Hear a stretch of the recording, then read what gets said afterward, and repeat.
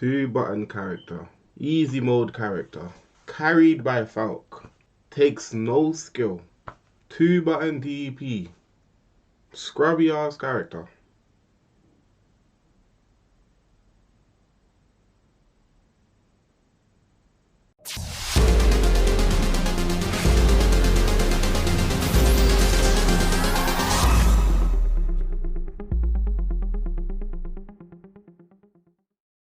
Alright, yo, what's good, YouTube? It's the Four Phils back with another video, and in this one, we're going to be talking about Falke. The question of this video is Falke top tier? I want to cover that. Is Falke top tier? Because there's been a lot of Falke talk recently, especially on Twitter and stuff. So yeah, I kind of want to clear that up from my point of view, right? Before we get into that, I want to talk a bit about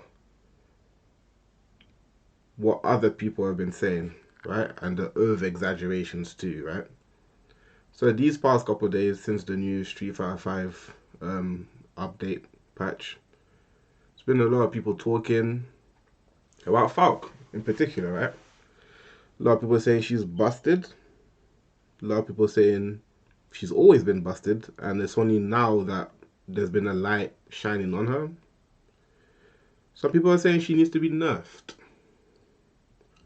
Now, I don't know about that, but that kind of sounds kind of ridiculous to me, because Falke, in my opinion, of course, this is always just my opinion. In my opinion, Falke is definitely not busted. She is now a complete character. Every single patch every single patch before this one, Falke was always lacking something. Right now, she's not lacking anything. In fact, she's actually exactly how she's supposed to be. But we'll get into that. Let's talk about how Falke used to be, right? On release, when Falke dropped, it was almost a no-brainer. Damn near everyone was saying she was the #1 undisputed worst character in the game. It was everywhere. Now, me personally, I didn't think she was, but everywhere I went, there was no Falke players, and she was said to be the worst in the game.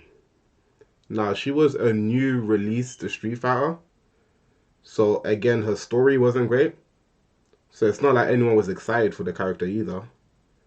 So when she released, she got ignored. Nobody really cared. Now, the reason why I played Falke, I get this question a lot actually, the reason why I played Falke is because I don't typically play zoners in fighting games, but I wanted to try a zoner, and I didn't like any zoner in the game. So when Falke came out, I was like, oh, she looks alright. Tried her out, and I ended up maining her. That's pretty much how I started playing Falke, if you lot were intrigued to know. But yeah, when Falke first dropped, she was said to be the worst character in the game. Trash, terrible. Too many things wrong with her. She was definitely not good. Right? Rather, I'm looking at my notes down here. Took a little bit of notes of what I want to talk about in this video. What else we got here? Alright, fast forward. It's been a whole season and a half of Falke being damn near the worst in the game, right? Now, Season 4 comes up. Fast forward to Season 4. This is the previous patch. Before this new patch, the previous one. Season 4. Falke now became decent. She became a decent character because a lot of her issues were fixed, and some issues were not fixed but became better, right? For example, she used to whiff a lot when she did her V-Trigger 2 activation. Still happens, but it happens less, right? A lot of her inconsistencies got improved, but they were not completely fixed. And there's a bunch of other stuff that was going on with the character. But in general, overall, she got better in Season 4. She was actually a decent character.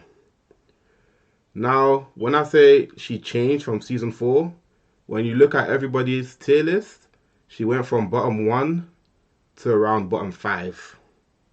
Not in my tier list. This is everyone else's tier list I'm looking at here. Everyone else's tier list that are not Falke players, from the outside looking in, right? Bottom 5 is where I was seeing her everywhere. Personally, as someone who's been able to take the character to, I believe, the highest level, Falke was bang in the middle, mid tier. You could say mid low. She's not touching mid high. She was bang in the middle, mid tier, in my opinion, right? And I was pretty fine with that. I was fine. She's one of those characters you can't do it by herself. You gotta have maybe one or two characters to pair up with Falke to win a tournament or even win consistently. If you don't want to just always count on being lucky with the brackets, you know. I was fine with that. But again, there was a lot of things with Falke that was incomplete. She didn't feel like a complete character, right? And even then, nobody was complaining about Falke then. Nobody was complaining about Falke. She was just, nobody cared at all, right? Now, season 5 comes, right? This current patch comes, right? We got V shifts and we got buffs. Falke only received buffs. She now feels like a complete character. The matchups that she used to win got better for her. The one she loses, the one she used to lose, she still loses. It's not her matchups that change really. The one she wins, she still wins. The one she loses, she still loses. But what changed is the consistency of the character because she's able to apply her game plan efficiently, more consistently as well. The character is now making sense, which is a good thing. Yes, she got stronger, meaning if Falke beats your character in the matchup, it's going to look like Falke is broken. Not going to lie, because she's going to dominate even more now that she's actually complete. But yeah, honestly, I wanted to make this video because I'm hearing a lot of talk about Falke, a lot of complaints, but I think we're slowly starting to forget. We're starting to forget, right? Because people are complaining about being zoned out. There's a whole poison in the game. Dhalsim is still strong. We can cry about Dhalsim now, sure. But I'm not here to complain about other characters. I'm just here to let the people know Falke is fine. And this is not me defending my character. Of course, I'll defend my character, sure. But I'm talking facts.